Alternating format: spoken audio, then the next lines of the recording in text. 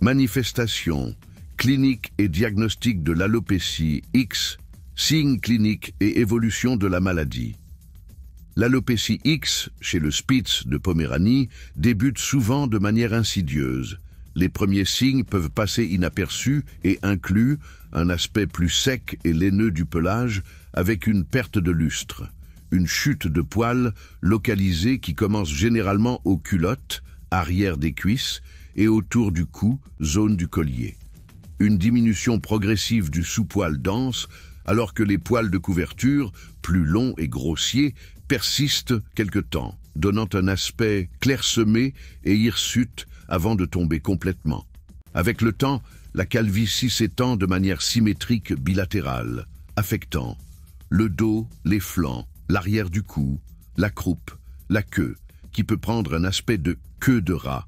En l'absence de nouveaux poils en croissance, la peau exposée au soleil se pigmente progressivement, devenant gris ardoisé à noir. À un stade avancé, le chien peut se retrouver quasiment nu, ne conservant du poil qu'au niveau de la tête et des pattes, qui sont souvent épargnées. Absence d'impact sur la santé générale. Malgré ces modifications esthétiques impressionnantes, les chiens atteints ne présentent aucun autre symptôme. Contrairement à d'autres affections dermatologiques, l'alopécie X n'est pas associée à des démangeaisons, des douleurs ou des troubles systémiques. Cela la distingue des maladies de peau inflammatoires ou infectieuses. Diagnostic. Un processus d'exclusion. L'alopécie X étant une affection purement esthétique, son diagnostic repose sur l'élimination d'autres causes potentielles d'alopécie non prurigineuses sans démangeaison. Le vétérinaire procède généralement à une batterie d'examens pour exclure d'autres maladies. Examen complémentaire pour écarter d'autres causes, bilan sanguin et hormonaux, profil thyroïdien, T4, TSH, pour exclure une hypothyroïdie qui peut provoquer une perte de poils diffuse. Dosage du cortisol pour éliminer un syndrome de Cushing, hypercorticisme, qui entraîne une alopécie bilatérale symétrique et une peau fine.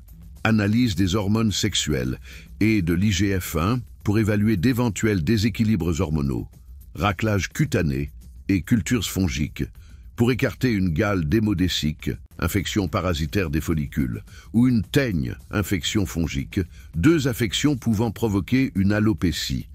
Biopsie cutanée, réalisée si les tests précédents ne révèlent aucune cause claire. L'analyse histologique montre généralement des follicules pileux inactifs bloqués en phase télogène, avec présence de flame follicles, follicules remplis de kératine. Confirmation du diagnostic. L'alopécie X étant un diagnostic d'exclusion, il est confirmé lorsque le chien appartient à une race prédisposée, Spitz de Poméranie, Chow Chow, Samoyède, etc. Il présente une alopécie bilatérale symétrique sans autres symptômes. Les bilans sanguins et hormonaux sont normaux. Les examens dermatologiques excluent une origine infectieuse ou inflammatoire. Traitement et options thérapeutiques. Faut-il traiter l'alopécie X? L'alopécie X est une affection purement esthétique qui n'affecte ni la santé ni la qualité de vie du chien. Par conséquent, certains vétérinaires et propriétaires choisissent de ne pas traiter et d'accepter l'apparence du chien tout en veillant à le protéger du froid et du soleil. Cependant, pour les propriétaires souhaitant stimuler la repousse du pelage, plusieurs options existent, bien qu'aucune ne garantisse un résultat définitif. Traitement. Classique 1. Castration chirurgicale, stérilisation. Recommandé en première intention chez les mâles intacts.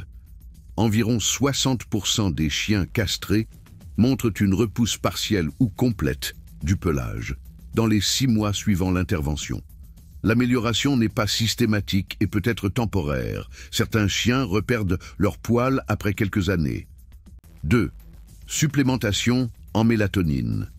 La mélatonine joue un rôle dans le cycle pilaire saisonnier. Une étude a montré une repousse du poil chez environ 62% des chiens traités pendant plusieurs mois. Posologie, 3 à 6 mg par jour, selon le poids du chien. Peu d'effets secondaires, traitement relativement sûr. 3. Trilostane, Vétoril, C. Médicament utilisé contre le syndrome de Cushing, testé pour réduire la production d'hormones surrénaliennes sexuelles. Dans une étude, 14 sur 16 Poméraniens ont retrouvé leur pelage en 1 à 2 mois. Effets secondaires possibles, baisse d'appétit, vomissement. 4. Desloréline, implant GnRH. Implant sous-cutané qui réduit la production de testostérone. Efficacité démontrée chez 75% des mâles traités, mais inefficace chez les femelles stérilisées. Effet réversible et sans chirurgie.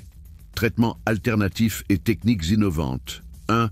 Microneedling, stimulation par microperforation, technique issue de la dermatologie humaine. Induit une libération locale de facteurs de croissance qui stimulent la repousse du poil. Quelques cas isolés rapportent des résultats positifs sur des spitz réfractaires aux traitements hormonaux. 2.